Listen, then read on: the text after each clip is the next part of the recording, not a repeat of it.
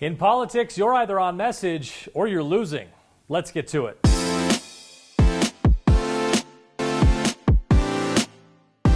Welcome to On Message, a weekly look at where the battle lines are drawn and who is winning the war of words. This week, enter the fray. Politics and political discord has spilled out of the political arena and seeped into everything these days. Gone, at least for now, are the times when you could just watch a ball game or enjoy a meal without it somehow being hijacked for someone's agenda, and actions are regularly construed as an act of either political defiance or support for the establishment. And while that's just something most of us have to deal with, it can make life particularly challenging for businesses trying to navigate a politically correct minefield. Take, for example, Woodbury Corporation, a big player in commercial real estate here in Utah. One of the company's most well-known properties is the University Place development in Orem. Think the University Mall. Woodbury stirred up a little controversy earlier this year when reports say the business asked candidates to support continued development on the site in exchange for the privilege of posting political campaign signs on the property and to sign a pledge saying so much. Fair enough. It's their property and it's their right to do so. And that space is not only in a prime location with a lot of traffic, but it's also in a city that prohibits political signs on city property, making sign placement there even more valuable to candidates and their campaigns. The controversy arose when those who wouldn't sign the pledge did exactly what you would expect them to do, turn around and hammer their opponents for agreeing to the demand, and Woodbury was sort of caught in the middle.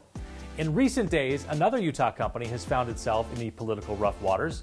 Banbury Cross Bakery, best known for some excellent donuts, may have bit off a little bit more than it could chew when it posted a sign on its doors that read, "Sadly, due to government and state handouts, no one wants to work anymore.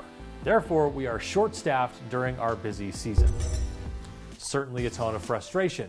As you would expect, a photo of the sign was posted on the internet, and it took the combined resources of Reddit no time at all to point out that the bakery had, itself, taken some of that government handout, reportedly to the tune of $140,000 in a PPP loan.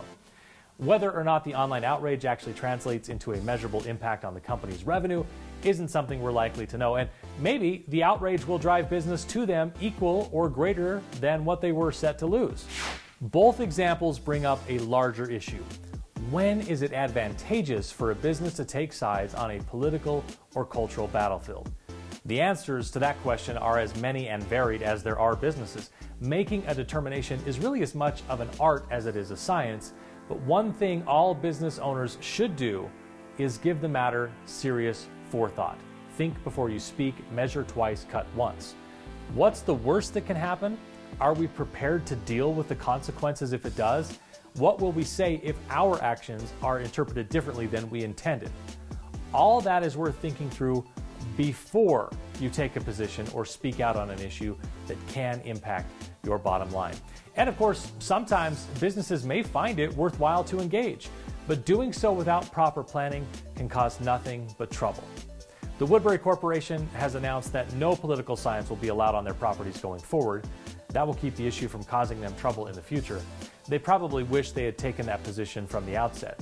As for Banbury, they may have been better off just asking for patience from their customers and limiting the political commentary to their break room. That's it for this week. More On Message in the next issue of the Utah Political Underground. Make sure you visit the site and sign up for our weekly email updates. You can find more On Message videos, in-depth Utah political stories and analysis, plus podcasts and more at utahpoliticalunderground.com.